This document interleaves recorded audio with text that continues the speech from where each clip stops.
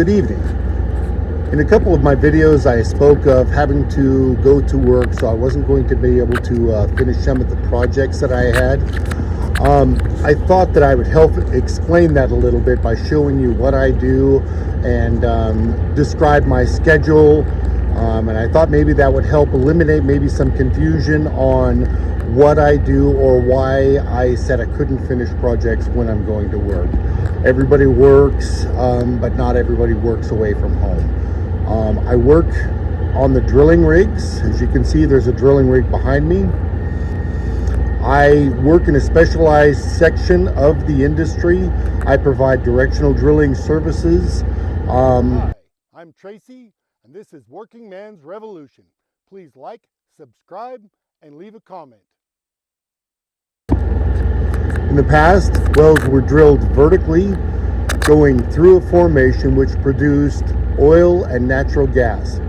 From that, they would produce those wells, but the life of the wells was not very long, and they simply couldn't produce a lot of the oil and gas that was there in the formation due to only punching a small hole into the specific formation. What the industry has primarily moved to is horizontal drilling. With that, we'll drill down between 6, 7, or up to 12,000 feet straight down. And at that point, we will start building angle in a specific direction for the company's needs, and we will drill until we are horizontal.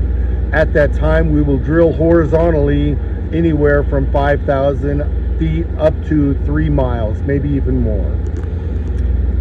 What I do specifically is I'm the one that steers the tools down hole. I'm a directional drilling supervisor. I take the information that is given to me on how much inclination or angle we have in the hole and the direction that the hole is going, and I make adjustments to the tools down hole to ensure that we stay at the level or at the angle that the company needs and in the correct direction that the company needs. With my work, I work a schedule of 14 days working and 14 days off, which means that I am away from home for 14 days. While I'm working, I live on location. What you see here is the actual drilling rig itself. You can see the stairs that lead up to the floor. You can see the white buildings that are somewhat elevated. That is what we would call the floor. That's where most of the personnel, we call hands, most of the hands work right there on the floor itself. If you look a little higher, the mast, if you will, that is what we call the derrick, and the crown is up there at the top with the yellow crow's nest on the top. Currently we have a bunch of pipe in the derrick. We have the pipe in the derrick because we had a tool failure last night, and we had to pull all of the pipe out of the hole, change tools, and we are currently, it's very difficult to see, we're currently running that pipe back in the hole right now so that we can go back to drilling. It'll take, typically when we come out, we're at about 14,000 feet right now is where the actual well has been drilled to. Typically you'll pull out of the hole with that pipe coming out of the hole at about 3,000 foot an hour and going back in again roughly the same, 3,000 foot an hour. So coming all the way out, changing tools and going back in will take anywhere from 12 to 15 hours. As we drill deeper, it will continue to add time to that and make things much more difficult. As I shift down, you'll start to see some of the trucks, and I'll zoom in a little bit. Those trucks are parked in front of either living quarters or offices. So those are mostly offices right here. But many of those offices, also in the back section of the office, have a living quarters as well. So the people who work in those offices also live in those offices. They'll have a bedroom and a small living area and a small kitchen area. Think of it as like a suite in a hotel or something like that, but not nearly as nice as a suite. In the gray building right there, we have 6 people who work in that, 3 at a time. Depending on what's going on, there may be 6 people working at one time. No one lives in that. No one sleeps in that. It's not a living quarter. It's just an office quarter.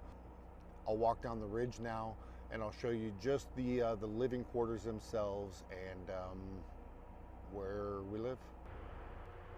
Here you can see many more of our sleeping quarters.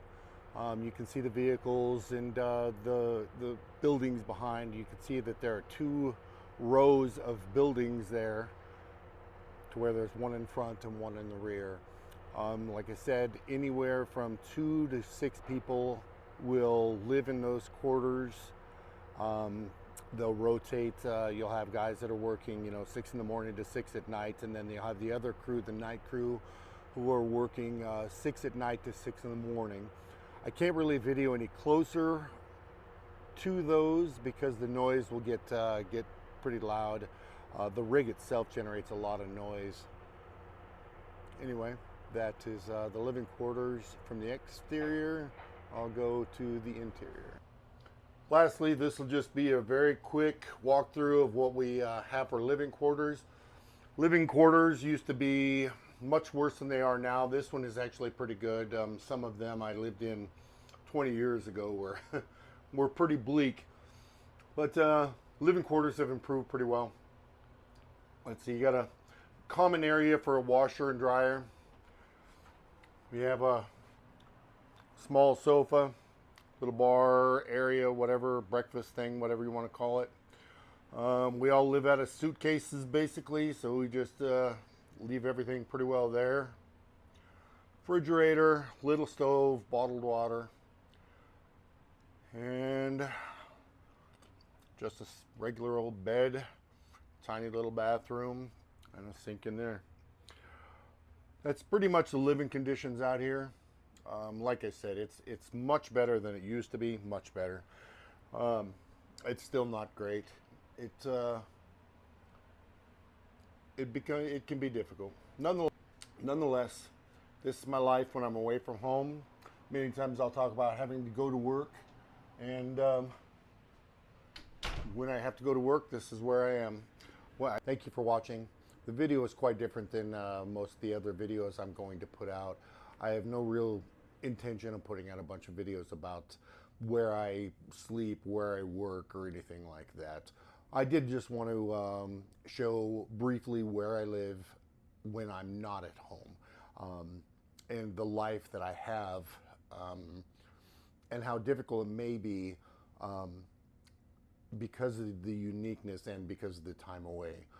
It seems it never fails that nothing breaks until I leave. As soon as I'm gone, something will break. All of that said, I've been very blessed in my work. I've been very blessed in what I've been able to do with work. I've worked in India, Brazil, the UK, all over the US. I've traveled all over, been to numerous countries. I've truly been blessed. I really have. I had a very good career in the military prior to this. Got out and got into the drilling rigs after a short stint doing some construction. And it doesn't work for everyone. This life doesn't work for everyone. Much like driving truck doesn't work for everyone. Being gone is really difficult. It's really hard to keep a good relationship with your partner, spouse, wife, husband, whoever it may be. If you live on the road for 2 weeks, 3 weeks, 4 weeks, 50 days, 60 days at a time, it's very difficult for a couple to live like that. You both have to understand the life and what it brings to your life. Anyway, thank you very much for watching. That's my side gig, if you will, my side hustle, and I look forward to seeing you again. Thank you very much.